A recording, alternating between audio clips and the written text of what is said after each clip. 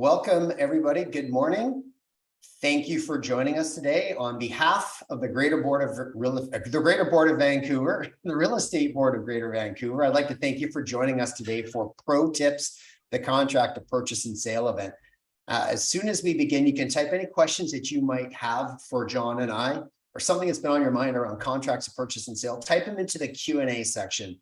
And then from there, John and I will be obviously conducting our webinar today, and we'll do our best to get in there and attend to the question that you're asking. We want to make sure that we get as many of them, or if in fact all of them, answered as best we can.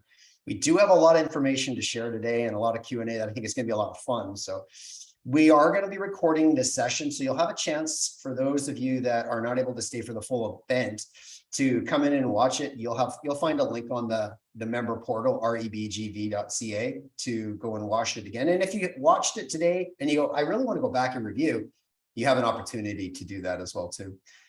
Now on to our event. Both of John and I will introduce ourselves, but I do have a couple of things I want to say about John first. Please welcome John Kemp. He's down there. John, he's an incredible realtor. He's been a realtor for almost a little over a decade now.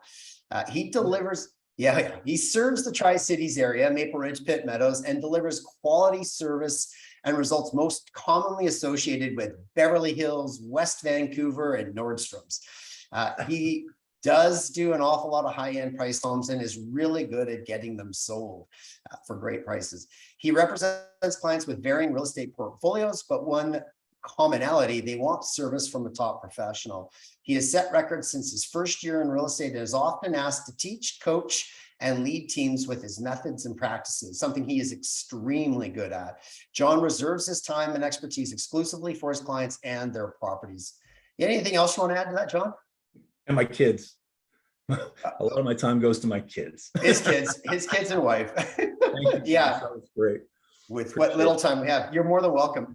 And my name is Josh Bath. I'm in my 30th year as a licensed real estate agent. I'm a broker owner of 3 real estate offices, Keller Williams Elite Realty, one in Port Coquitlam, one in Coquitlam, and one in Maple Ridge. I'm a real estate agent, just like everyone in the room here. I sell in the field on a regular basis. And I'm a passionate student of our industry. I think after the 30 years in the industry, I'm grateful that our board provided an opportunity for me to transition into another area of real estate, which is teaching and sharing knowledge, which of course, John and I have no lack thereof, mostly pain points and mistakes that we've made, which I think are more entertaining. But with that said, Q&A is open. So if you have any questions that you want to ask, we will be looking at the Q&A throughout the class or throughout the webinar. But other than that, we'd love your feedback as we get towards the end of this, but we'll get to that when we get there. John, why don't we begin? Yeah, well, it's an interesting day today. We're talking about contracts, and my phone has exploded today with a contract that's going sideways. So it's kind of apt. It's one of those things. And we're presented with contracts everywhere in our industry, Josh. And when we got going, I started with you 10 years plus, 13 years actually now. We won't date ourselves, but we're at that point that, we started out and getting into real estate. One of the first contracts we're presented with is listing contracts. And then it goes through and we've got all sorts of different contracts. So when you're starting to deal with clients, Joshy, what are some of the, I call you Joshy, apologize. We named my son after you, my friend. But when you get into contracts, you start dealing with people, what's the mindset that you use when you start to work with them? Servitude, really that. And also the mindset that I treat them like they're the only client I have, which then allows me to really give, all my heart to them, which is it's not something that you can feel it. Let's just say it that way. And when a client experiences that, they like it. Absolutely. Yeah. I go that absolute direction as well. And, the other thing I think about when I get into dealing with contracts is when you think about somebody dealing with real estate, it's a pressure point. And when you're buying or you're selling a home or an investment property, it's stressful. You're dealing with things that people naturally get stressed about. It's their house, which is that roof over their head, and it's finance, which is always a stress in anybody's life. And then I think about, where have people experienced contracts before? And Josh, when you were younger, when we were younger, what were some of the first contracts you experienced as a person? Oh my word. I'm not even sure I knew what a contract was till I became a realtor. Like true Really? story. Yeah, I'm Yeah. not sure that I didn't have a cell phone prior to coming into real estate. So there was no contract there until I got into real estate. Right. And then of course you're signing all kinds of stuff when you Yeah. become a realtor. Yeah. And I had a cell phone. I'm a little bit past you in terms of when I got into the business, but I think, one of the first contracts I ever signed was in buying a car. And when you think about buying a car and now with, getting into contractual agreements for cell phones and things like that, you think most people, if you ask them what their first experiences were, what their predisposed ideas are about contracts, they're not exactly the most positive things. So I'm always putting myself into their shoes in terms of how their brain is thinking about when I present that piece of paper and it slides across the table of, we're going to present you with a contract. Where is their head at? And as we're dealing with that, then how can we manipulate the conversation and the environment to be able to make them more comfortable? To that point, then, not having had any experience signing contracts prior to real estate, when I started out, I read every word of the multiple listing contract and every word of the contract to purchase and sale to the client. So like it was word for word, and there was a pause. Did you understand it? There was a point in my career too, John, when as I was going down and explaining it to them and I was getting their acknowledgement, I was having them initial beside the numbers so that they were close. Now that was nutty. I don't do that anymore, but I did do that. Yeah. But when you think about that, your experience level at that point was zero with contracts, and you're starting to present contracts to people who may have signed and may have these different perceptions. And then as the years go on, you get more and more comfortable with dealing with these contracts. Has your presentation, other than having them signed beside each one, has your method of presentation changed through the years? So yeah, 100%, especially now. One that of course, it's evolved throughout the years. The way our team does it now is when we do get a buyer client or we get a seller client, at the very first meeting with them, we let them know we're going to email them contracts, the various contracts and documents that will need to be signed for their review.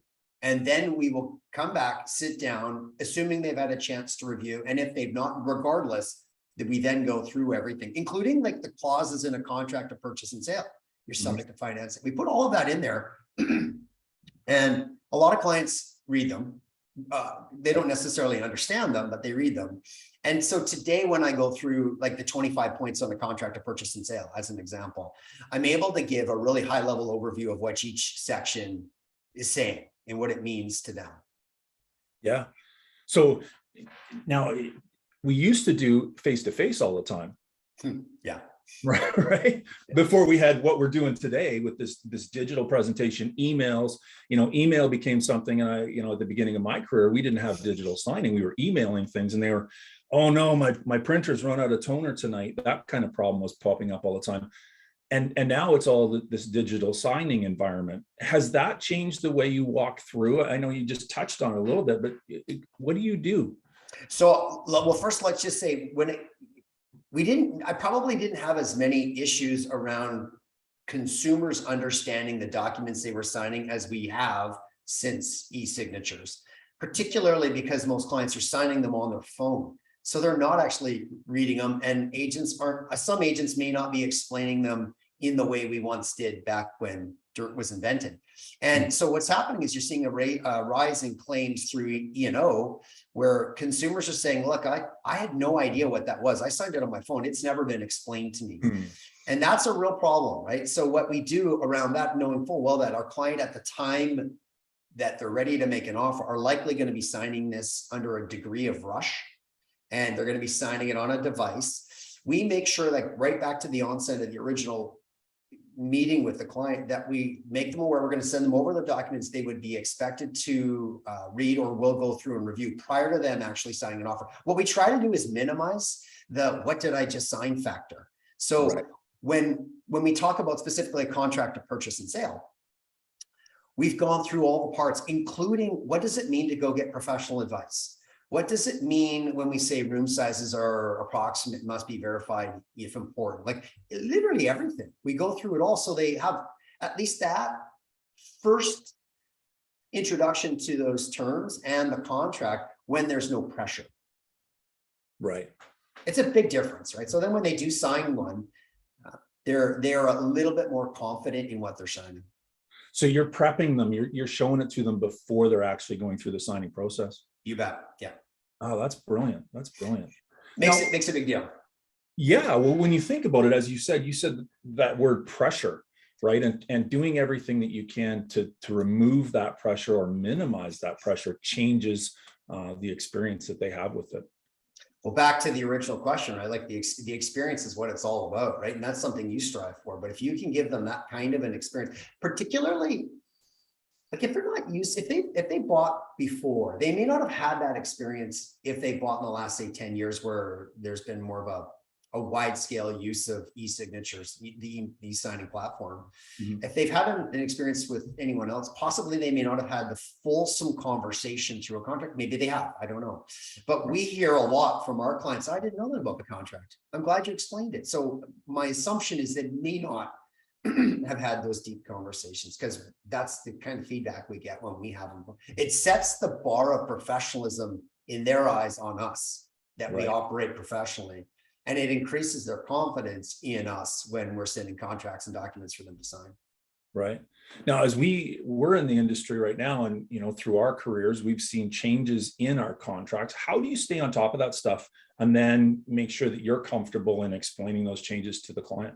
Well, I encourage everybody to contact BCREA and join the Standard Forms Committee.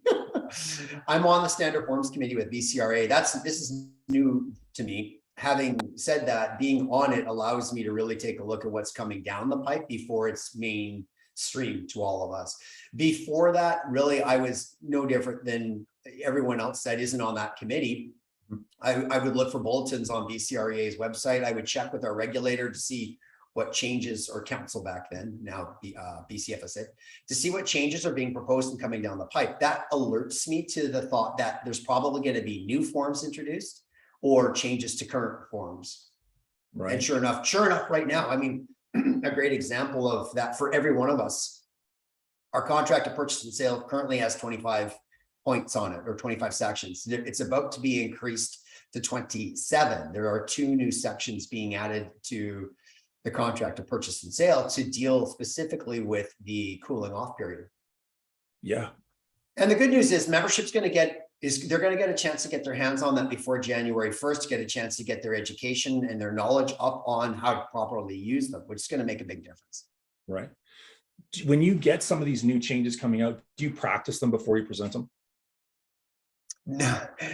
At this stage, no. There was a time, yes. I feel like Allen Iverson. We're talking about practice. Yeah, I don't know, not really, because once I've had a chance to read them, when I read something now, I'm studying it, I'm reading the language, I'm dissecting each sentence. What does that mean? And then I've already formulated my own narrative around it. And assuming I haven't seen some educational videos put out on it, that might provide some insight for me to explain it better. But not so much. But John, at the time, there was a time when our team used to sit down and role play presenting offers to each other and explaining point by point what each 25 points of or sections of the contract to purchase and sale meant. And we all had to do it differently, as if we were doing it so we could learn something. Right. I think the key word in there is when we're comfortable. Right. And as your years in the business grow and you've experienced that contract, small changes to it, it's understanding the nuances and things like that. And as you get more comfortable in the role and understanding what the basic boilerplate of the contract is, those small nuance changes are easier to explain and introduce into your presentation. So it's a great point. We're not all at that quarter century in the business kind of thing yet. So which is fantastic milestones. So you've been in it for a long time when you've been in it for a certain period of time and you say it just feels like it was yesterday. How can it be 10 years, right? But when you're at this point, it does not feel like yesterday. It feels like a long time. Well, it feels like there is no yesterday. It's just all real estate, right? 100%. Yeah, and awesome. We're starting to see some questions come in about different contracts and things in the Q&A section. And there are different contracts. Do you present them differently? Is there a different way that you deal with them in terms? Let's break it out to the listing side and the buying side. Yeah. On the listing side, other than the disclosure of expected remuneration, which is a form that gets introduced upon offer or counter offer and additional offers if the first one doesn't come together, the bulk of the documents get signed right up front, right, on a listing. So that doesn't change. We do that early on and prior to a listing going live, obviously, and usually with consultation, almost always with consultation about what it is they're signing. And there's different bodies to which these contracts belong. Like some of these bodies are requirements through our regulator, BCFSA. Some of these are requirements for just to get your property on our Real Estate Board of Greater Vancouver's MLS. You can't go on there without signing this document. So I explained the differences in what they're signing. With buyers, a contract of purchase and sale itself is discussed, but more for knowledge, obviously, for early exposure. But the main ones that we get signed right away, of course, is disclosure of expected, or no, sorry, not that one, disclosure of representation and trading services, privacy notice and consent. We're not using the COVID form anymore. That's not something that is not really an issue. Right. So yeah, there's documents like those that we were getting signed right out of the gate. Yeah. So when you think about the contract, in fact, the contract is multifaceted in terms of one can't stand without the others in our industry. Under the expectations of our regulator, right? So there's the supporting documents that go along with it.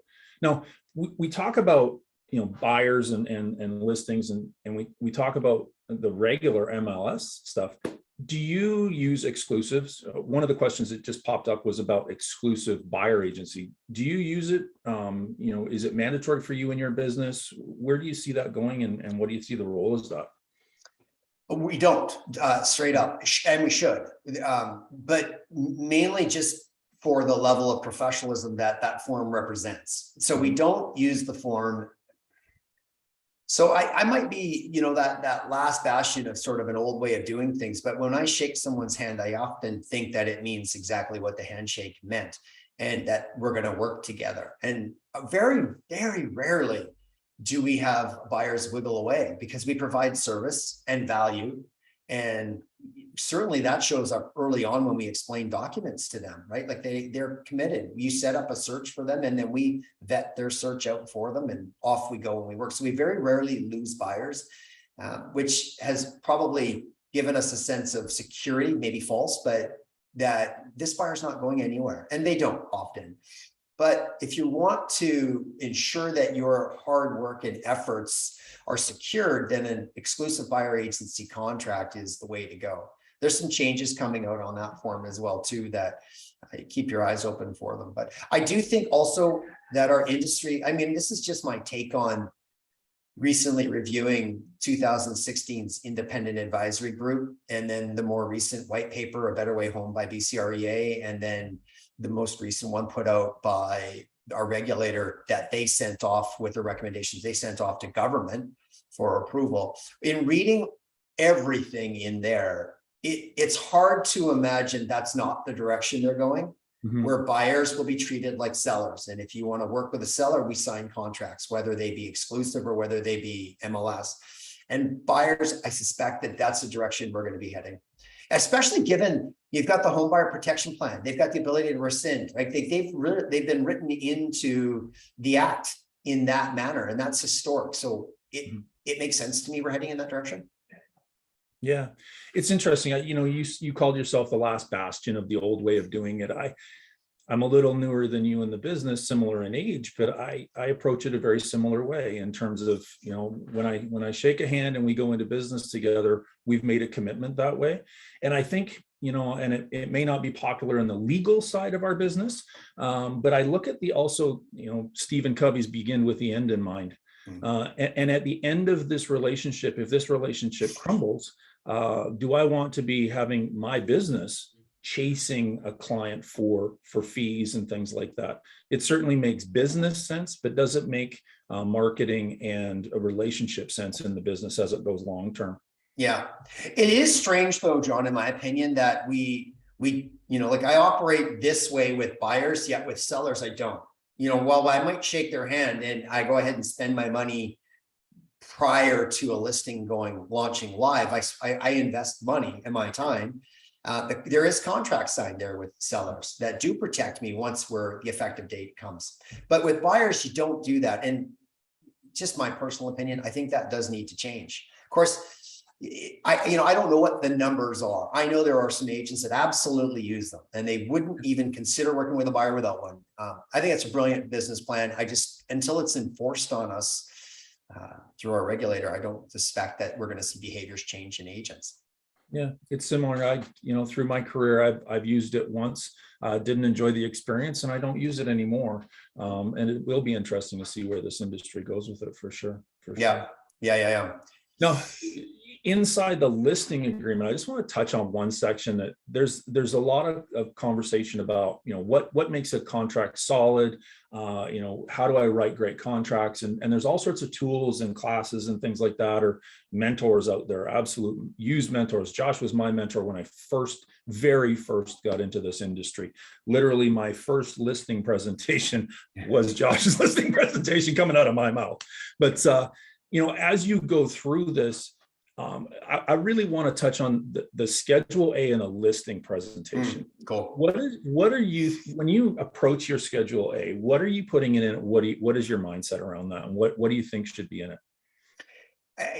The Schedule A in my mind runs parallel to the consents that are required, that are required through rules of cooperation. What are the sorts of things that, number one, we're required to do in our rules of cooperation from our board, like posting a title search. We're required to put that on there, posting a strata plan. And then there's additional documents that we post, like we might put in there, what's the one? The delayed offer presentation form. And then direction regarding presentation of offers. Yeah, that's on the tip of my okay. I know this one. And then you might put stuff in there like a PDS. These things require consent, and yet we put them in there often without written consent. Right. And it's never a problem, of course, until it's a problem. And I do sit on the professional conduct committee for the Vancouver board. And, I happen to see those days when it's a problem. And that's when we approach when our team approaches the Schedule A, we look at, what are the things we do need permission for? Mm-hmm. And what are things that we think are good for our sellers to acknowledge that we are going to do as part of our business practice. So we put all of that sort of stuff on our Schedule A. And it's a value proposition. These are the things we do. This is how we operate. This is how we get feedback. This is a lockbox that we do use. Here's how we use it. And that goes on the Schedule A. Here's how we go down and get feedback from showings that have taken place on your property. Here's how we inform you. We create group chats. These are the services that'll get a hold of you. You consent us giving your information to them, on and on and on. So our Schedule A is 2 pages. And it is the secret sauce of our listing presentation. Like the contracts and all that, they know they're signing contracts. They know they're signing documents, which is why we give them to them in advance. And I don't expect that they're going to necessarily read them on their own. Which is why we always read them for them. We go through the points, but the Schedule A is where we spend our time. And that's where the bulk of their questions come in. And it's really so meaningful from their perspective of really understanding what they're about to get into with us. Right. We're getting some questions about those listings.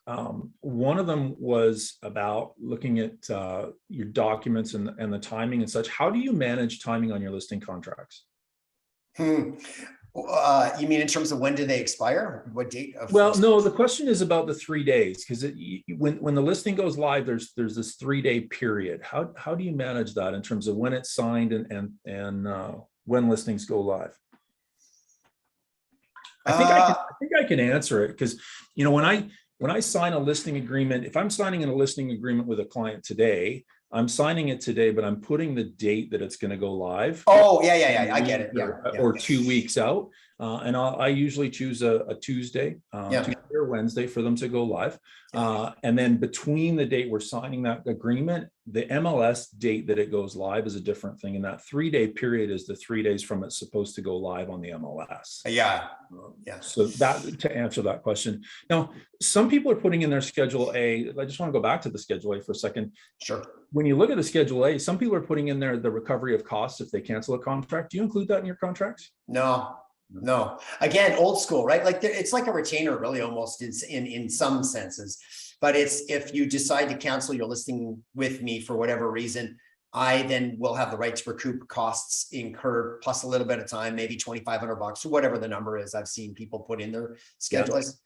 No, we don't do that. We just provide really good service. That's our main focus. And if we have to cut one loose because they didn't like us for whatever reason, we'll cut them loose and off they go.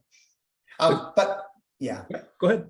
I was going to say back to that 3 days. So the question, as I see, I'm just reading it, as a listing contract has to be activated only 3 days after signing. How do you handle getting it signed to get strata docs and floor plans, etc.? So essentially what we're talking about is once you've signed an MLS listing contract, you have 3 days from the effective date to hand that sucker in.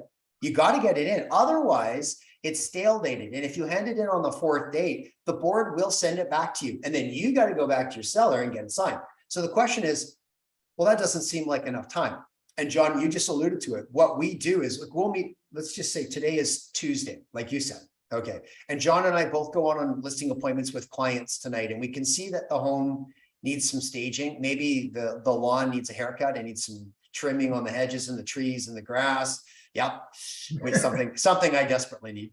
And so we know that this is going to take, let's just say, a week. We also have to factor in staging, photography, measurements, right? So we know all of these services, we can probably get them done in about a week. What our team does as a practice is we'll go ahead and sign all documents, let's just say tonight, assuming they're listing with us, which they do. And we say, but we won't launch your listing until next Tuesday.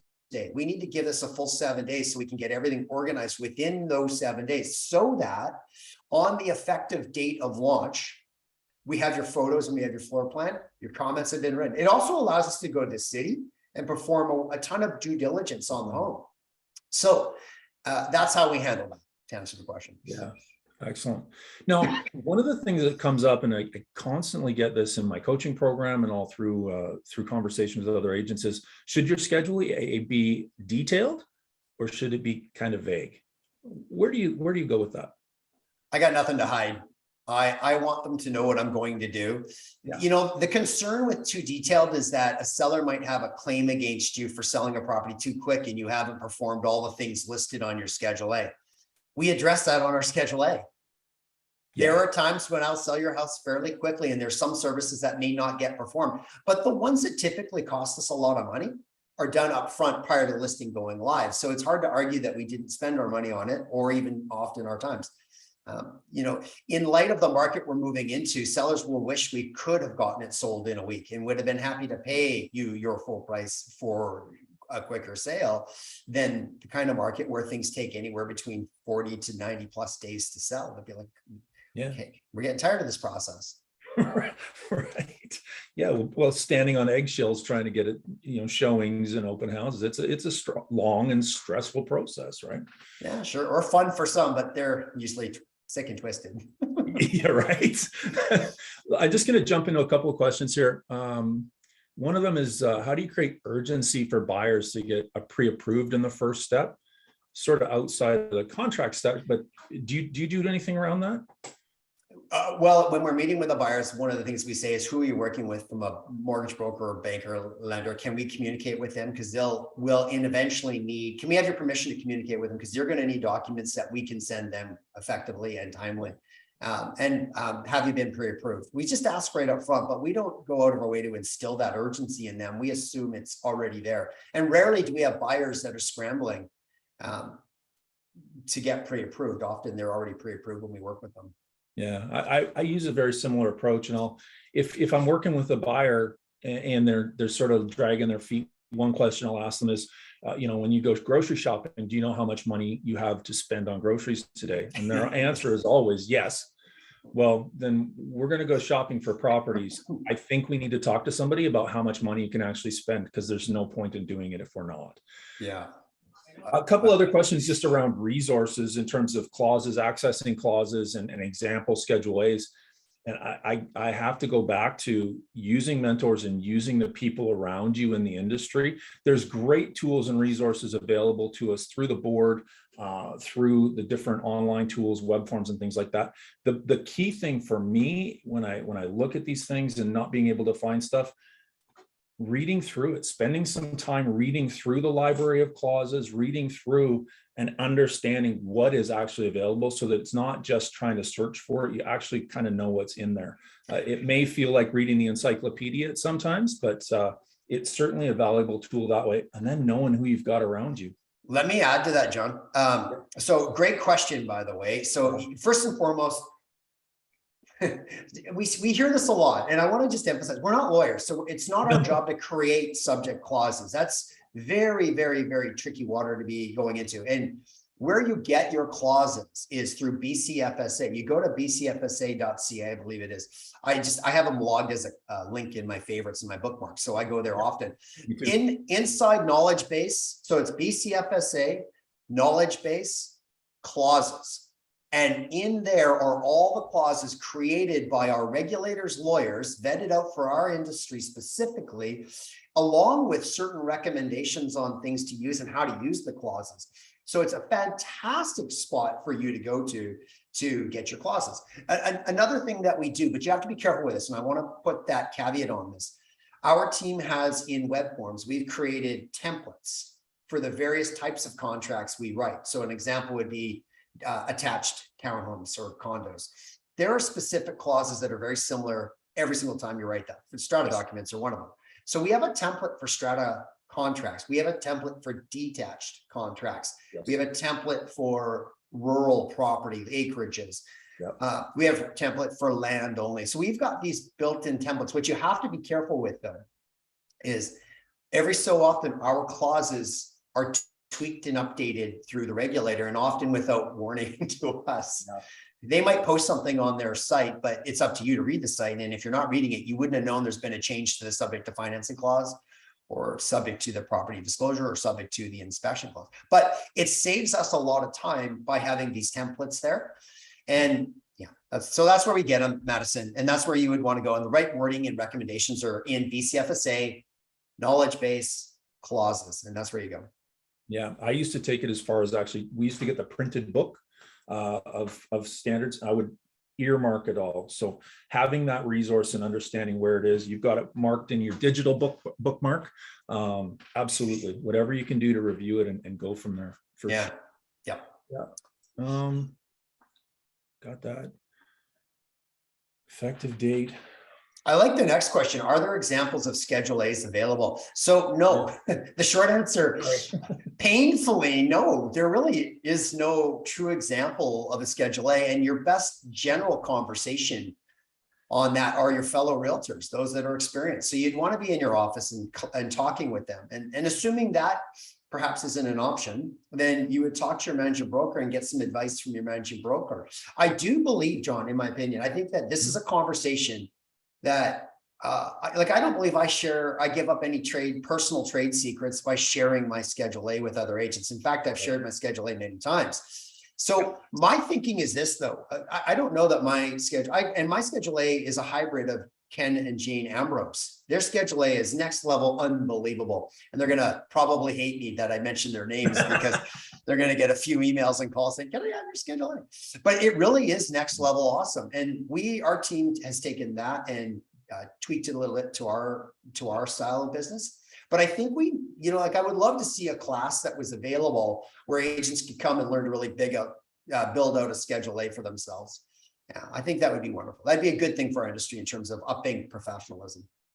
Well, and you touched on the legal side of it too, and involving lawyers. One of the questions that came up was, how do you deal with people who want to have lawyers review their contracts? Well, lawyers reviewing contracts is typically okay. Lawyers wanting to tweak the contract, that's an altogether different beast. So right. let me talk about two aspects of that. When it comes to tweaking or changing the written language within a multiple listing contract, there is a very narrow set of things that can be touched and the rest of it cannot be touched. The rest of it are actually, if you, Mr. or Mrs. Seller, want to be, have your property on MLS, then you have to abide by these particular rules, which your agent has to abide by through the rules of cooperation. So you don't have a lot of wiggle room to change anything in there. Even in the Schedule A, you can't start contradicting a term written in the body of the multiple listing contract by putting something on the Schedule A. You can't do it. So that's true. Here's what's really interesting. 3 weeks ago, might have been 3 weeks ago, I called errors and omissions to ask if any of the language within the contract of purchase and sale, which of course is why we're here, can that be changed? And I was, I was gobsmacked by the answer. Yeah, you can. Everything in the contract of purchase and sale are negotiable. Those are terms just like any other written in on page 3 of your contract of purchase and sale. They're terms, they can be negotiated. So terms within a contract of purchase and sale are open to tweaking according to errors and omissions, one of the lawyers that I spoke with over there. But I often don't. There's not much in there that I do change. I mean, apart from assignments. Well, and it's interesting, you just brought up a very basic difference between a listing contract and a buying contract, and that listing contract is actually an agreement between you and the client to work with the MLS and comply with the MLS rules and regulations to get that property exposed, which is then and when you get down to that purpose, to work to try and attract the appropriate buyer so that then you can get into that buying contract. And that's where all of those terms become part and parcel to the agreement between those two parties. Let's make a further distinction. The multiple listing contract is an agreement between a seller and the brokerage. Agents are nothing more than designated agents. So the contract is between a seller and a brokerage. A brokerage abides by the regulators' rules and so. A contract of purchase and sale is made between a buyer and a seller. And that's negotiable. And I think that's why the terms within the CPS can actually be modified, or not modified, but changed. Yeah, absolutely. Now, I've seen a couple of questions come up along the addresses of people on contracts. Those important. Well, yeah. We are recommended at every step of education. I mean, you're recommended right out of the gate through Souter when you're taking the course. You're recommended to fill in the buyer's address, full address by BCFSA, our regulator. BCREA has a course, and they recommend that you put them in there. They're not mandatory, and that's the problem.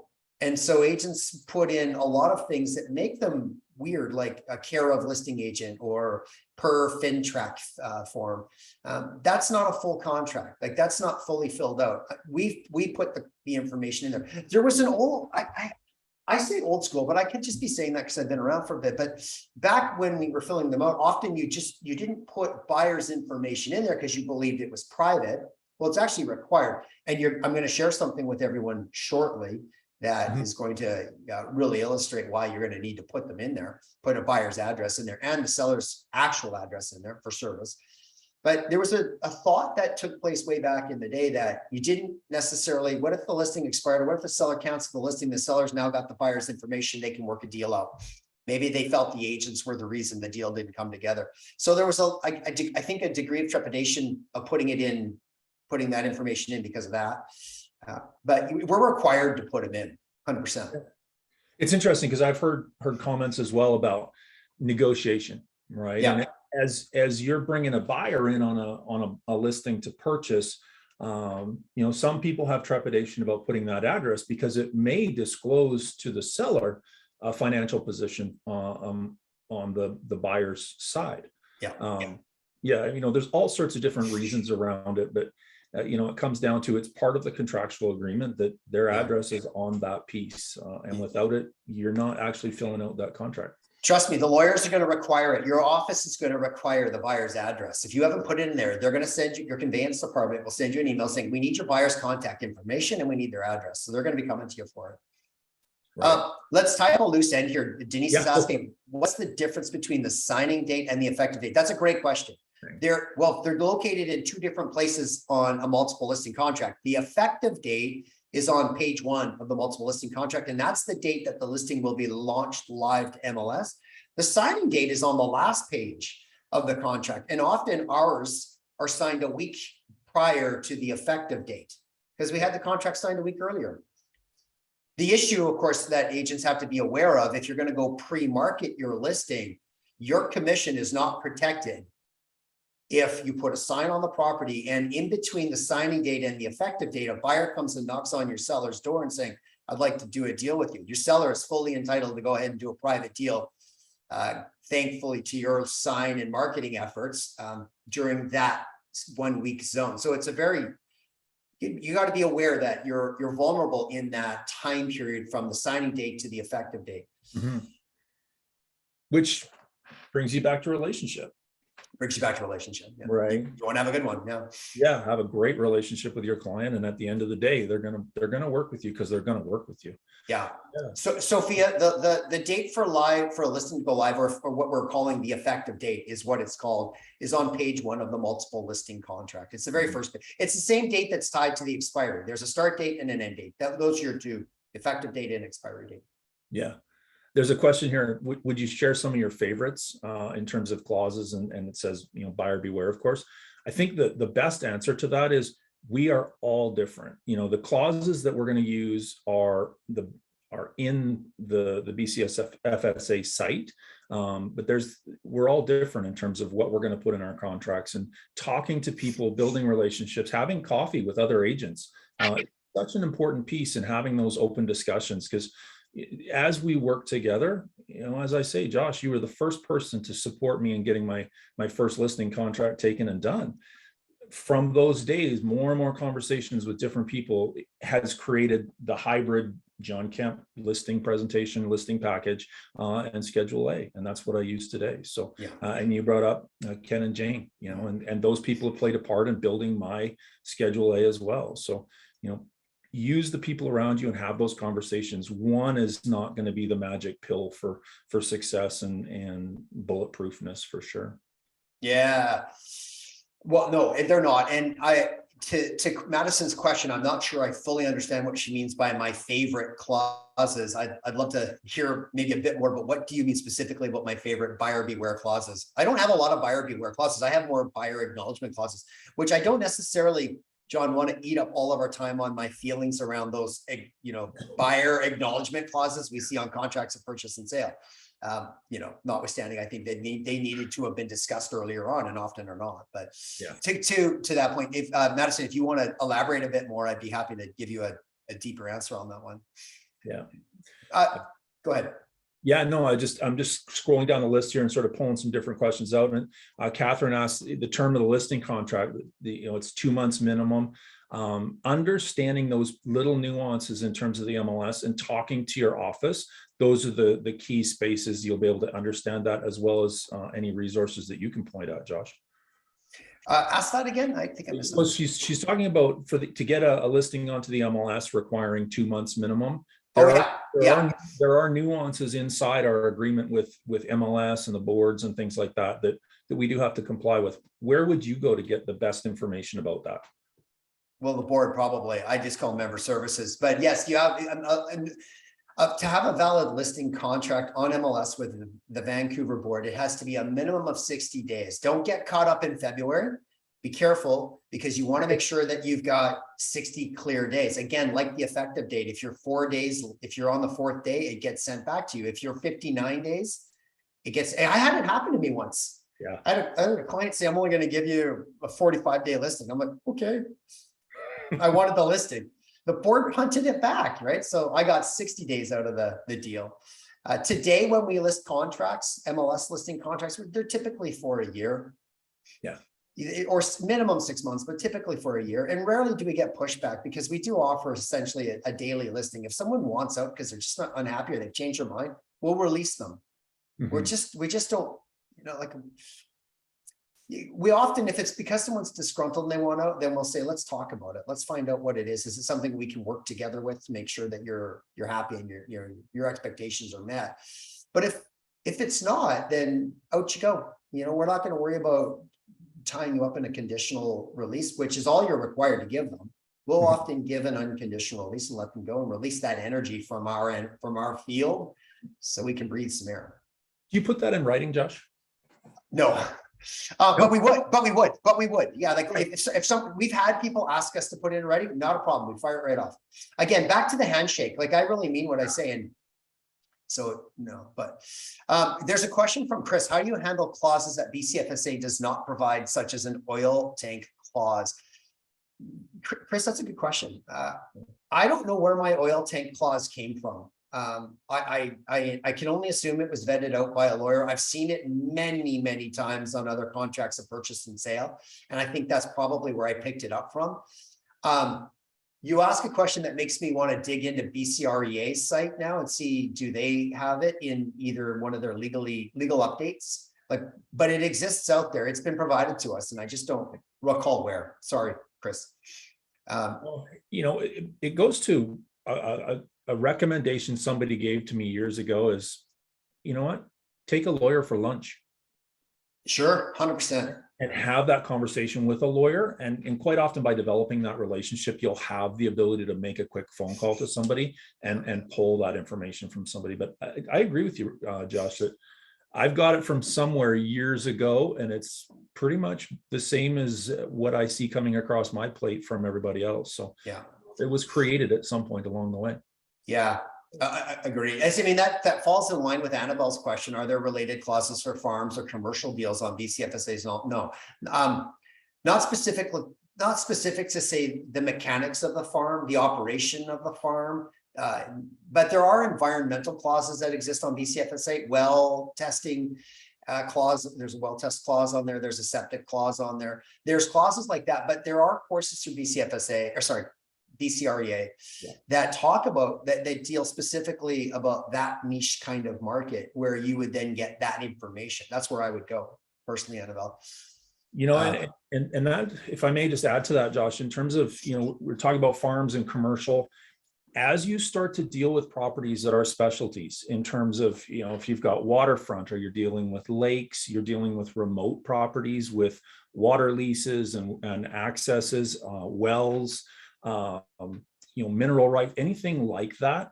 Manufactured homes, float homes. Manufactured homes, float homes, absolutely. Float home. I've seen float homes pop up recently. Properties for sale on Indigenous land. Oh, absolutely. There's all sorts of different avenues and lanes. Understanding who your people are in terms of the resources in your office and asking questions. If you don't know, calling the office, talking to your managing broker, because your managing brokers see every contract that goes through your office. Knowing who your managing broker is, making that phone call and having a conversation with them to be able to have them point you in the right direction is absolutely vital. You know, this isn't a plug for one type of business practice over another, but I will say in my experience as a realtor, there's been a real advantage to having an office where I can go and see other agents and have conversations with other agents, whether in the bullpen or in a training class.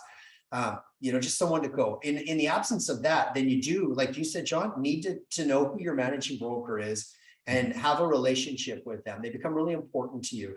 In the absence of you wanting to have a relationship with your managing broker, become a managing broker and you know, go get your license, but take the courses being offered through BCREA. You know, and this is really where I go on a soapbox. Don't look at the 18-hour requirement for PDP credits as, oh, I'm done, I'm good.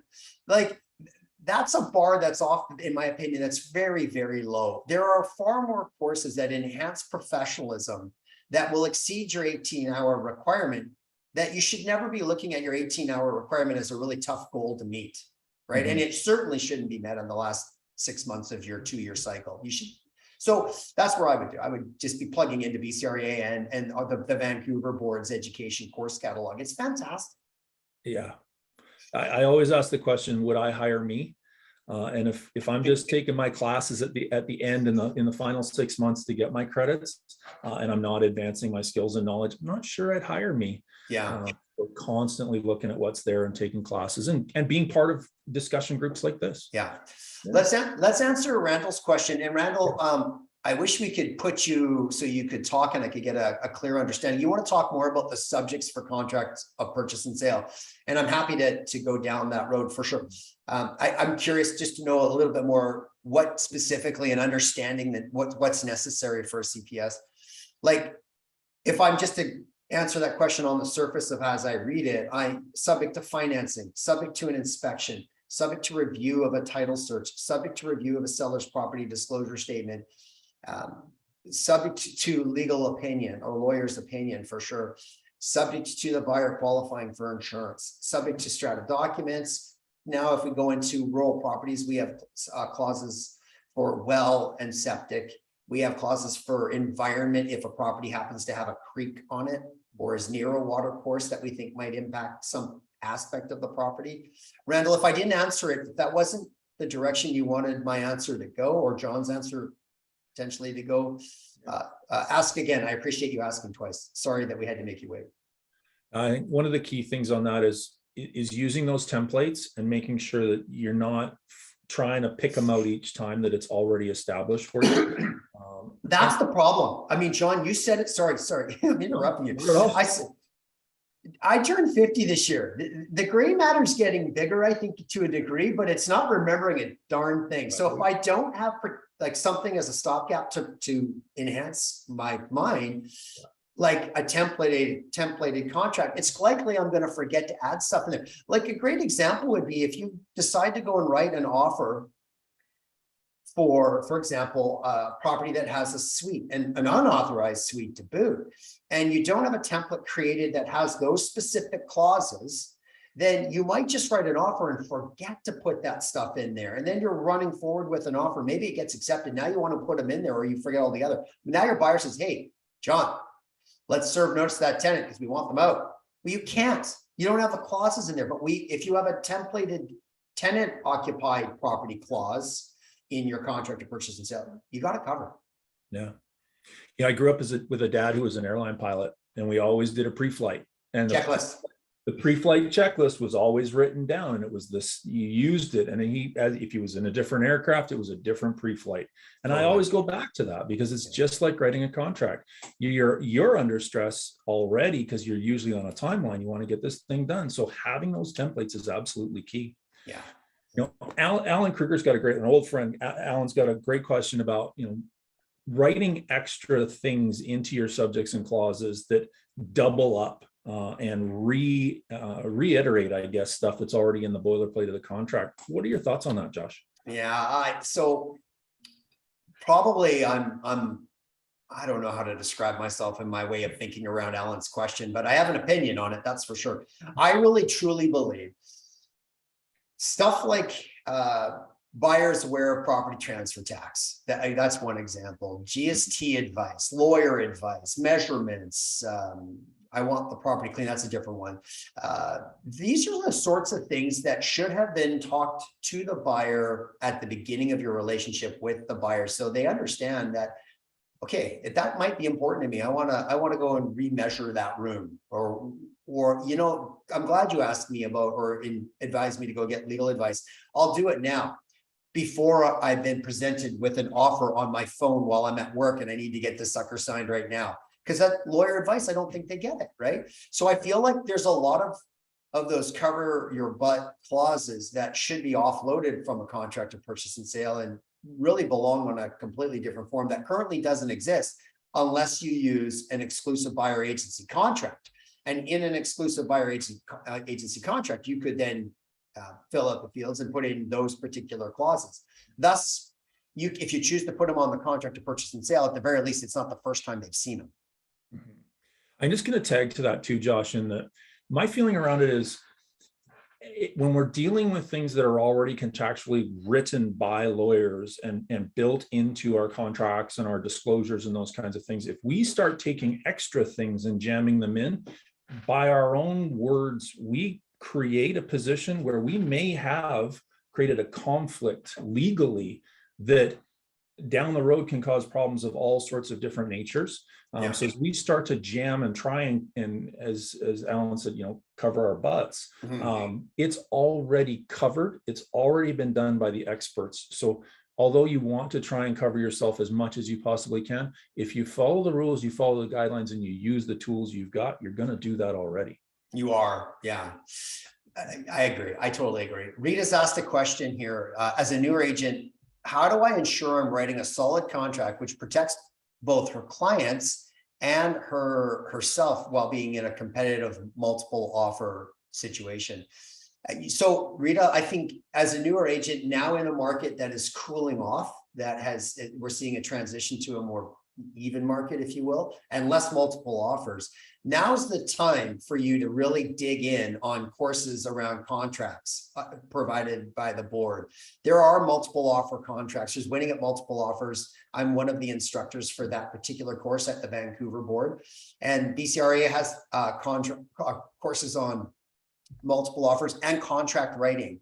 So like as a professional, I feel like again, on a soapbox, it's incumbent upon us to seek our own answers and incumbent upon us to seek our own knowledge. And it's fair to say, fresh out of Souter's course, you're unprepared for the industry. You're unprepared for all the nuances. You're unprepared for strata selling strata properties.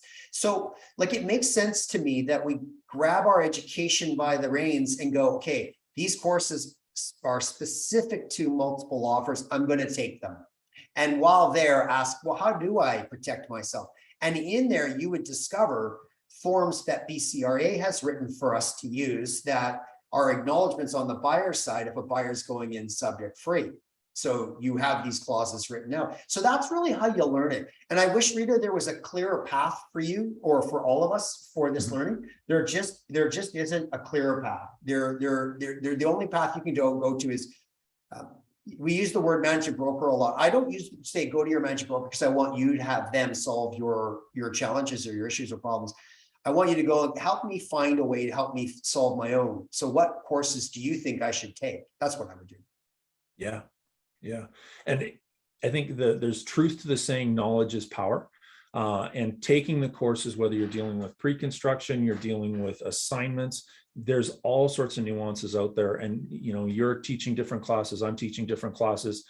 Get into those groups and have those conversations and learn those things. And if you don't get it the first time, take it again.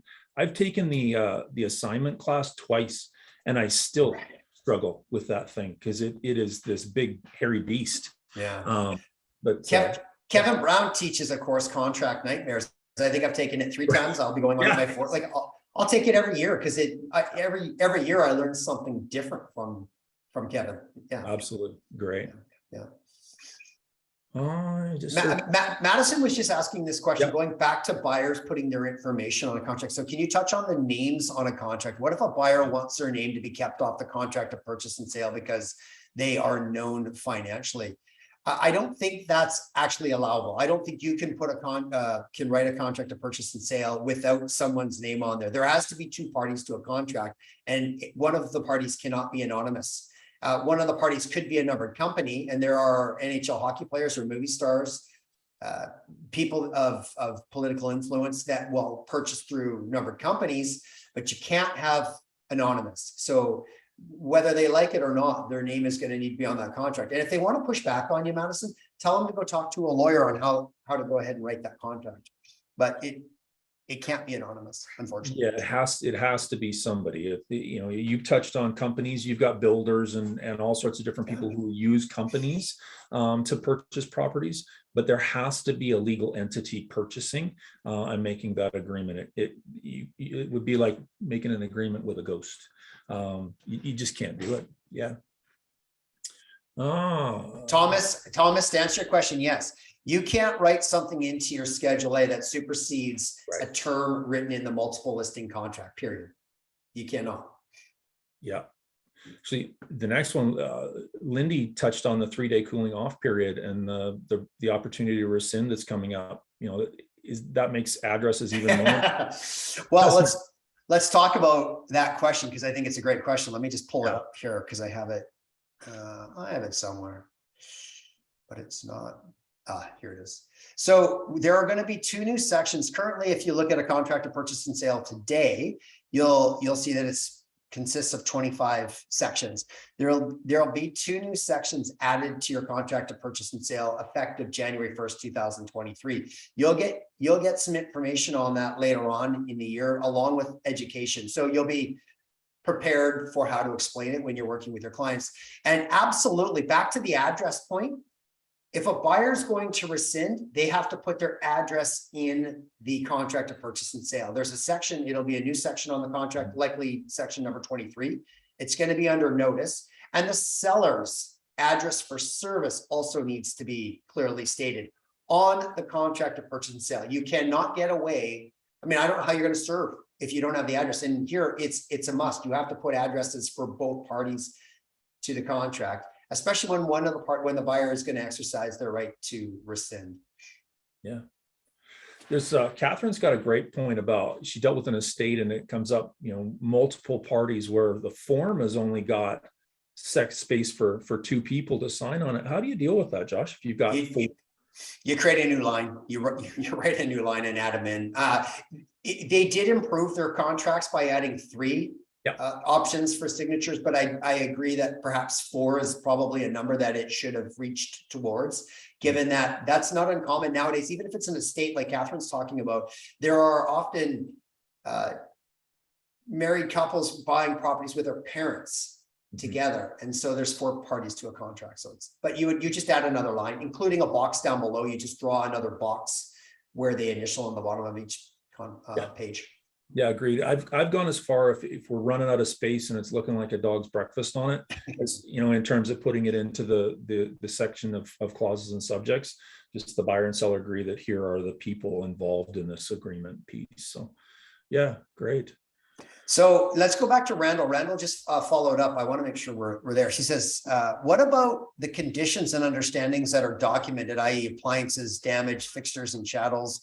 What is too much? As I have seen realtors ignore an offer if there is too many. He's right. So Randall, that's a really interesting point you bring up. I love that you asked that question, because in multiple offers like we've seen, we might have as a listing agent, we might have a tendency to really focus on the cleanest offer on the table, the one with the less amount of words, less amount of clauses written into it. That's probably the offer that provides the biggest amount or greatest amount of exposure to risk to the buyer and potentially even the seller. But with that said, when you're talking about damage to appliances, right? The appliances need to be in proper working order and condition on the day of possession. And that's like, we have that written in there unless we have a buyer that doesn't care about the appliances. And that comes back to a conversation we have with our client. If it's a builder and they're getting rid of the appliances, or worse yet, they don't even want them there, so tell the seller to take them, then we're not so worried. But that is an issue, Randall, that I don't know, like on a buy side, when we're working with buyers on our team, we try to make sure that we write the most competitive offer, which means if we've been given an opportunity to read the PDS, to read the title search, to read the strata documents, to read and interpret the strata plan, if we've gotten all of that information, those are darn well not going to be subjects in our contract. They're going to be acknowledgements having read, received, and understood them. And thus, that's a smart way to write a contract. There's still going to be, it's going to be written in the contract that way. When it comes to appliances being fixed or if appliances not working, I'm not likely going to take that out of the contract because I don't think it's going to have a huge harm to it. When it comes to oil tank clause in a contract, you got to know your neighborhood. Like there are people writing oil tank clauses in neighborhoods. There's just no chance there was an oil tank on it. The subdivisions are brand new. The land was scraped completely. If there was an oil tank, it was found then. And yet you still see an oil tank clause on the contract. And it makes me wonder if the agent writing the offer is alert and is paying attention to what they've done. So, yeah, just to add to that, Josh, the alert, but also just understanding what an oil tank was used for. And that, goes back to the classes available, know your product, and having the ability to ask those questions. Oil tanks were typically used in homes prior to 1970 to heat, and they drove around and they filled it up with the little, just like filling up your car, and understanding the nuances of what you're actually putting into those contracts too. Yeah. Well, and a great idea too. I mean, for agents writing contracts of purchase and sale and are unfamiliar with oil tanks. The next time you have a property that you do an oil tank scan on, be there with the oil tank company, talk to them, ask them what would be properties that would never likely have an oil tank on it, and what would be telltale signs for properties that likely would have had an oil tank on it. Age is going to be one of them, The degree to which the property is underground is potentially another aspect, not always, but potentially. But they'll give you some hints that will give you some insight as to how this whole oil tank thing works. Yeah. Yeah. Very serious business. Very, very, absolutely. Natalia's got a question. If 4 independent parties purchasing one residential property for short and long-term rentals, is there anything that you can write into the contract of purchase and sale? Or is it all written in mortgage contract? I'm not sure I understand that. Do you understand that question, Josh? No, but I'll take a shot at it. Okay, go for it. Because I do like it, Natalia. Yeah. If you're first, let me just say this. If you're a real estate agent representing buyer or buyers that are purchasing a property in any city for the purpose of short-term rentals, make darn sure you've read the city's rules and bylaws around the applicability of whether you can or can't, and what are the penalties if you get caught advertising. And you will get caught. Eventually you will get caught. The general rule of thumb for some cities are that if you're going to have a short-term rental, it has to be a primary residence. It can't be the whole residence. You have to live or reside in the dwelling. And in the city of Vancouver, you have to apply for and be granted a business license. Part of the application process is making sure those areas that are going to be short-term rentals, STRs, are up to code. So there's requirements that have to be met when you dip your toe in the territory of short-term rentals. Be careful about that. Make sure that you've had those discussions and you've really carefully checked the cities out for whether or not they even allow them. Some don't. Absolutely. Which goes to the relationship that you have with your client and understanding what their end goal is, as well as you're preparing this process and going through due diligence. I had a contract recently collapse because we've got somebody who's going to have a child and the building restricted to 2 people in the strata clause or in the strata bylaws, that 2 people could only, they wanted to have a baby. So this property was inappropriate for them. But had this agent not understood what their goal for the client was and what their future looked like, they would have put them into a property that they just wouldn't have been able to work with. So It's very important to understand where they're going and then do a really true due diligence process. Absolutely. Yeah, 100%. It really does it comes down to understanding what your client's needs and wants are. Yeah. Bonnie's asking if you got a top 3 mistakes that agents make on CPS for contracts. Well, I got one that really drives me nuts. Which one? It's when agents take a template of a contract to purchase and sale from their office and don't take the time to go through it and determine whether something is even relevant. Yep. Right. Vancouver empty homes tax is not relevant in Port Coquitlam. Yep. It doesn't belong in your contract to purchase and sale. That's one aspect of a thing that drives me nuts. Another one that drives me nuts is when you have, so let's say 5 subjects in your contract: finance, inspection, title, PDS, and insurance. So you've got all 5 subjects, and then you've got a whackload of seller terms and buyer terms, and you put them all together in one massive run-on sentence. And then you do something like add something really important in the middle, like the buyer has the right to 5 visits to the property between subject removal and completion. And the seller must professionally clean, like things that are important and they don't stand alone in the contract. They're mishmashed in, and that's a real nuisance. And just, other stuff that is probably a symptomatic of rushing a contract, not signing and initialing in spots you're supposed to sign an initial, going in the wrong spots. Those are common mistakes, honestly, and easily fixed if you're slowing it down.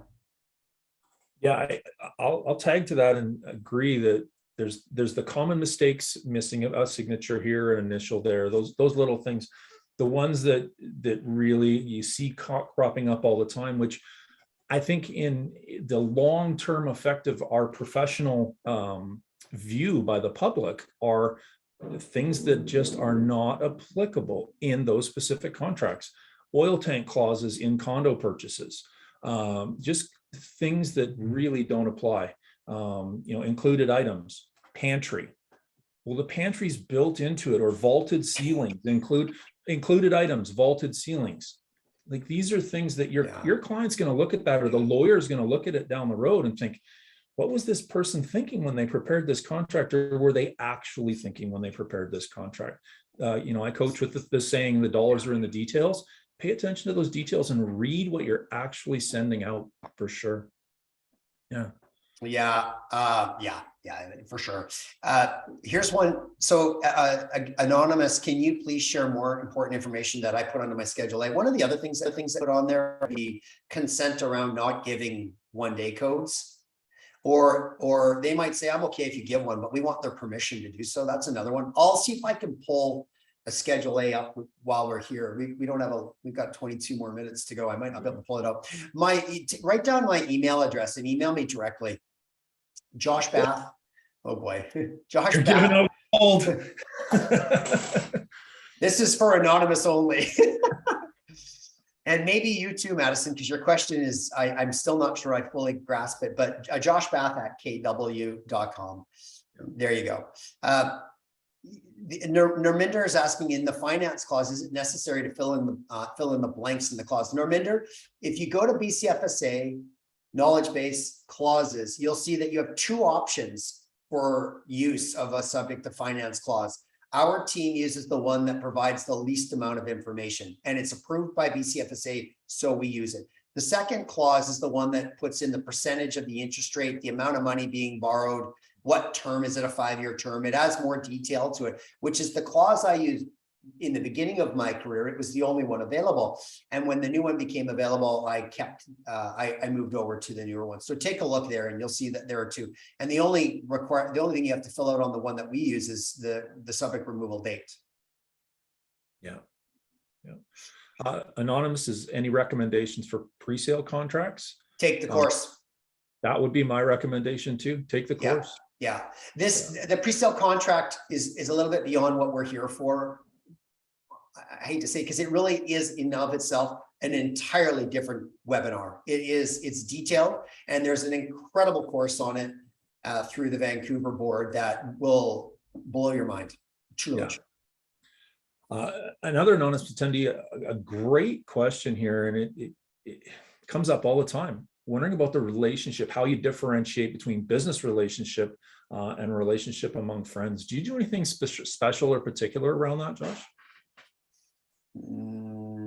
I always act professional. Yeah. And some of my clients have become really good friends of mine. Mm-hmm. I'm not a heavy drinker, so it's unlikely I'm ever going to get sloppy or do something that'll embarrass myself in that area. I don't discredit or disparage other realtors. Sometimes clients want to get into juicy gossip about other realtors. I don't go down that road. I think it makes me look more professional when I say something that I think is good about the other agent, in spite of them saying something they don't like. Yeah, it's really weird. I've got less than 4 clients that I would have dinner with or you break bread. There's not that many. And there's a lot that I really quite like. There's no question about that. I'm friendly, I'm nice, but at the end of the day, I want to unplug. So I'm not super social. And so I don't make a lot of my clients my friends. I think for me on that question, I think one of the big things that when you get into these relationships and you've got friends, and quite often friends are referring other friends or they're referring other family. I think that the thing that I constantly hear from other people out there is the talk about, oh, well, I just talked to so-and-so, or I just talked to so-and-so. Remember that when you get a referral from a friend to that new client has privilege of privacy and confidentiality with you. And that to have a conversation then with the person that has referred you, whether or not they're a friend, you're in breach there, and making sure that you're remembering and always complying with what you're supposed to be delivering to that new person. A great example is, a friend of mine referred his mother. Well, his mother's a little bit elderly, but the patience has to come in and dealing with that client for their specific situation. Just because it's mother and son doesn't negate that responsibility for confidentiality with the mother. So remember that little nuances. Those are very, very important pieces for sure. Yeah, remember that when you're handling divorce listing sales as well too, because often a party will want to talk about or complain about the other side, and you've got to handle yourself professionally there. Yeah. Ken asked a question about listed property. Ken, to answer your question, yeah, they can. Often the seller or the landlord has given the tenant their home address. Why they wouldn't put their home address on the seller's portion is, I'm not quite sure why they wouldn't do that. That might be a function of a listing agent putting the actual property being listed as the seller's address for service. What you should have in there is the seller's address for service. But that isn't often what goes there, because you do have a section on the contract, the second section, where you put in the address of the property being sold. So you can see that they're different, but it's not going to negate the contract if they don't put their actual address in there. You'll even see it too if you look at the title search. The title search address for the sellers will likely be different than the property that's being rented. Sometimes. Yeah. Corey, I'm just going to jump down. Corey asked, do you use web forms better than the knowledge base? Using both tools symbiotically, it would be my well, symbiotically, and you can access knowledge base clauses through web forms. So yes, you can go right ahead and do it. Except I'm a bit of a nut. I like to go onto BCFSA's site in knowledge base. There's so much information, so much content in there that does nothing but improve your level of knowledge and professionalism, that I like to go in there and take a look at it. And a lot of times I've got two screens, two monitors. So I'm copying and moving it over from BCFSA's site. I like to see that I got it straight from the source. Yeah. Yeah. Somebody says, Brandy says, can you expand on clients should seek legal advice? Yeah, that's a great question, because I think it gets thrown around so often that we don't really understand what the meaning is. Essentially, what we're saying is contracts are complicated documents. And we as realtors are not lawyers, so we can't provide specific answers to all the questions on a contract, but we can provide some and are expected to be able to explain it at a layman's level of what is this contract that you're signing. But for very specifics, like, hey, maybe I need something written into that contract because I have a specific need, or maybe I might want out of the contract. How do I make sure that I have that protected? Or maybe I just want your lawyer, I want your opinion overall, even though the realtor's given me their opinion on what this contract is all about. I just want your opinion on the contract. That's really what you're going in there for. A lot of times it is, though, if a buyer client has something very specific they want written into a contract. It became really popular during COVID. Buyers were writing things into their contract, particularly if they got sick and they weren't able to make it to the lawyer or the notary, and completion was delayed, or there might be some kind of delay. Yeah. Well, you think about the purpose of this contract is really to make sure that everybody's got clear expectations and understanding how it's going to work.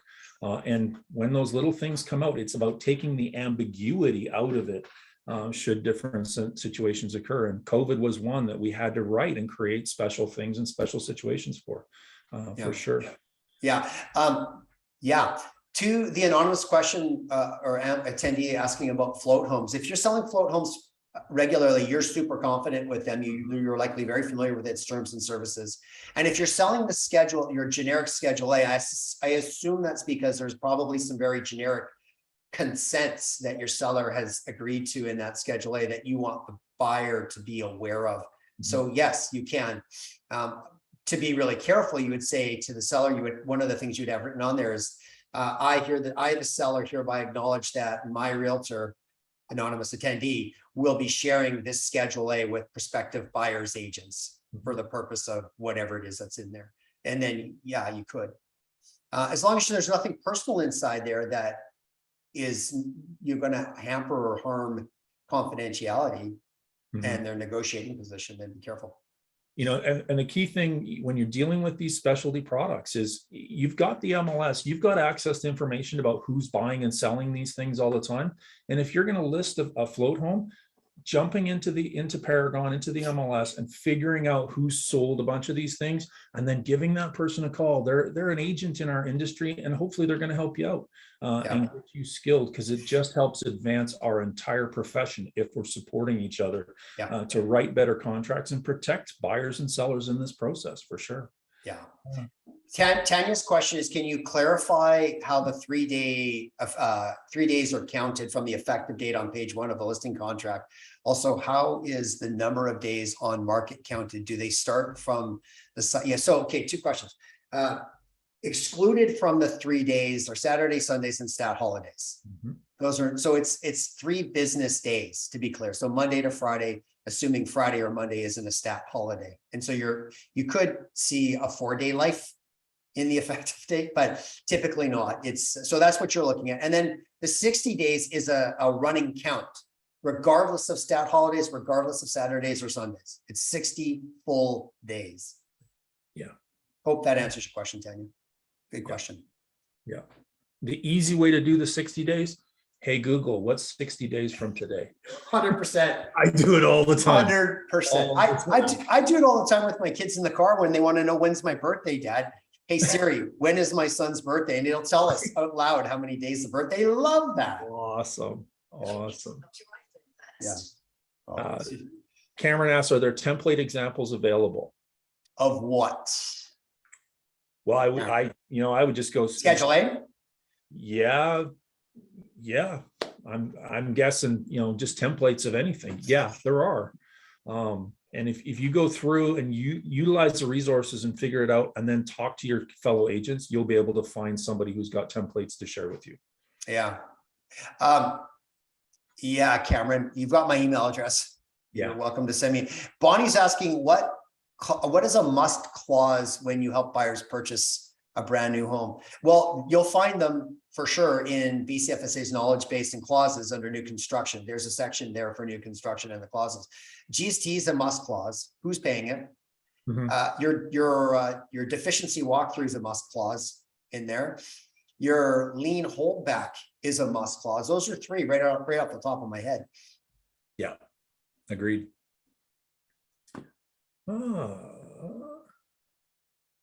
Madison wants to know the wording is what I mostly want to know. I read other contracts and sometimes I really like the wording and formatting. It's interesting, Madison. I sometimes see clauses come across my desk. Like, let's use the oil tank as an example. I've switched clauses because I've seen a version of a clause that came later from someone and I liked it. And so I've used it. I think what would be wise for me to have done, and John alluded to this early on today, is to have sat down with my lawyer and go, is this enforceable? Does this meet the 3 standard test in our requirements for an enforceable clause? Chances are it does, but that would be wise to do. But in terms of language, I often just default to BCFSA. If we're talking about subject to financing and subject to inspection, that's where I'm going. If I'm off track, correct me. Mm-hmm. Lily's got an interesting one here. Since marijuana has been legalized in BC, anything changes in our clauses for sale policies? Have you changed anything in yours, Josh? Other than we want disclosure of a property being formally a marijuana grow up. There's a really interesting thing about that though. There's one avenue. I have to say I'm dusty on this topic. So if a grower of marijuana in a home received a license to grow marijuana through the government, they don't have to disclose that they grew in their house. And so it's really interesting. So again, I'm dusty on this one. I have my typical and my standard clause on marijuana that disclosure, we're asking for disclosure. I've sold, obviously some marijuana grow ups can be cleaned up pretty good, so it's pretty undetectable, but I've sold enough that I usually have some idea of telltale signs. One change that I've done, and it's not necessarily about the disclosure of growth, but it's just around the use of marijuana. And as you get into stratified buildings where you're dealing with bylaws and things like that, if you've got somebody who is using marijuana and that's one of their concerns, making sure in your due diligence that you're going through and really recognizing what's written in there, because there are stratas that are creating bylaws and rules for different buildings or developments that may impinge on your client's use of marijuana for sure. Yeah. You have to be very careful. Especially if you're dealing with rentals, right? Like strata will have restrictions on marijuana. Potentially infringing on human rights as well too. I don't know if marijuana falls within human rights, but if it's a medicinal requirement, it's not an argument I want to tangle in. Yeah. No, we're getting into the weeds on marijuana though. And take your lawyer for lunch, right? It's cheaper than paying their hourly rate. Another one coming up about the cooling off period, Josh. I know you're involved with that as we get closer and closer in the forms group. What are we going to see when that starts to get brought down? Confusion initially. Hopefully everyone because it'll be new and we're going to go, this is new. But we're going to see that we're going to adapt and assimilate very, very naturally to this. The language being introduced into the contract of purchase and sale is quite nice. It's very easy for us to read and it makes a lot of sense. There'll be more education being put out by both BCREA and BCFSA, helping us to really understand our requirements for disclosure around it. So I think if anything, it's going to be confusing in the beginning, but only because it's new, and then it's going to be a lot easier. I think it'll be a lot easier than disclosure of your DORTS form, disclosure of representing and trading services, and crossing the line on implied agency. There was a question, Richard asked a question about, do you think we will go 3 calendar days to rescind a CPS, or will it be 3 calendar days as it should be? Maybe I read that wrong. Otherwise, it is a minefield.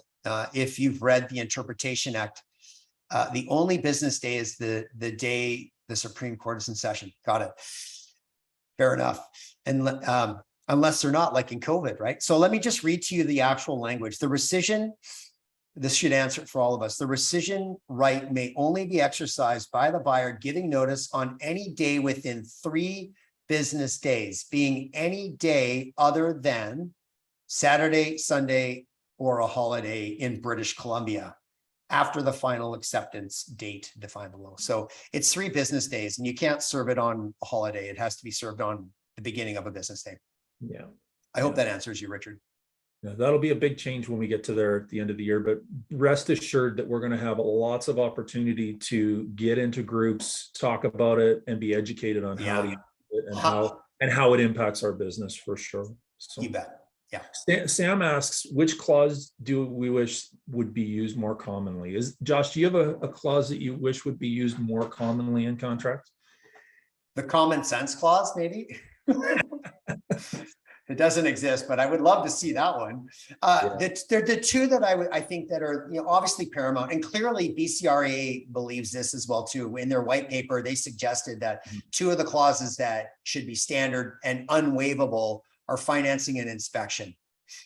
That's not the recommendation. Well, actually, and BCREA did make the recommendation. BCFSA did make the recommendation to government, but government didn't stick with government. So I think those 2 clauses are the ones that probably cause the most amount of pain for realtors in their omission. If not included, and the buyer is likely going to make a claim because they weren't properly advised to use a financing clause or properly advised to do an inspection clause, and therefore, they move in and there's something egregiously wrong with the house, they're going to make a claim. So those 2 would save a lot of heartache for realtors. Yeah. I think on my side, I think the biggest thing I wish would be used more would be the removal of ambiguity, the removal of gray area and cloudiness in contracts. And I'll use the one example that I come across all the time. And you think about it, at the end of the day, we're handing the keys over on properties, and it's that, well, this is what I expect and this is what they expect. And it's, clean property. We expect it to be professionally clean. Well, what does professionally clean mean? John, I'm going through this today, right now. Right. I go back to it all the time. Yeah, well, now. Josh, you know what? You just bought my property and I'm the seller, and it said professionally clean. So I hired a cleaner. I paid $99. I know my home is 6,000 square feet, but I paid $99. It was professionally cleaned. Have a nice day. You know what? If you're going to write something in there and you're going to write professionally clean, detail it out. Take the ambiguity out of these contracts. That's the real thing I wish would happen in these contracts more and more and more. I am with you on that. And that's something that definitely needs some specifics to it. I just want to say right now, we're 2 minutes away from ending. And so we have, 48 more questions. We're not going to get through all 48. I'm sorry. It's possible the board might want to do this webinar again, because this is a conversation that will evolve even on the next time we go. There'll be more information put out through BCRA on the contracts that are coming our way. But there's a lot to talk about and unpack. There might be worthwhile doing one for assignments as well too. But John, we have time for really one more question, and then we're going to have to. Have you got one that you've selected? No. You go ahead. Well, you know what? I think one of the ones that keeps coming up here is about templates. Yeah. And is there a place to get templates? Can you get examples of templates? I know we've touched on it a bunch of different times. I think the key thing for me around templates is developing what you have and then taking it and talking to people around you, your brokerage, other agents and other brokerages that you know who will have conversations with you, and then digging into your resources and figuring it out. There's great resources out there. Utilize it and get yourself educated around it. Yeah, yeah, you nailed it. I would, again, I'm not sure if there's a course for this at our board. I know there's a course on web forms, and I don't know if they go into creating, I'm sure they do talk about templates. Yeah, I just learned it on my own. And I guess this is part of the pain point in real estate as professionals. There's certain things we add to our contracts as we accumulate time and knowledge in the industry, and therefore it becomes part of our business plan. But I don't know that there is a one personally.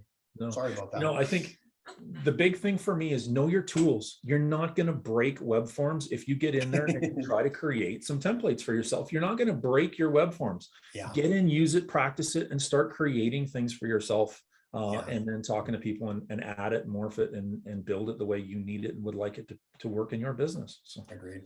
Listen, respecting everybody's time. It's now 11:30 a.m. I want to say, John and I, well, I'll speak for you, John, but you can certainly jump in. I really enjoyed this. This was fun for me.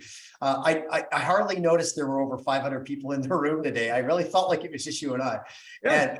But there's so many great questions, and we didn't get a chance to get to all of them. I hope there's a part. It sounds like there will be a part 2, according to Cheryl. So that would be wonderful. I'd be excited for it.